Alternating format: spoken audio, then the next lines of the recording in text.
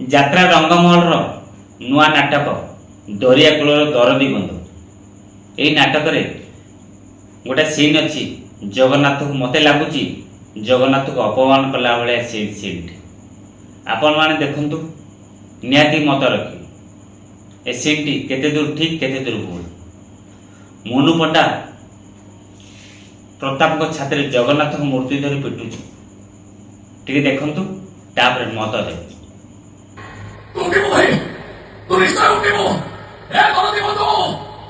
ଆଜି ତ ବନ୍ଧୁତାର ପରିଚୟ ଦେ।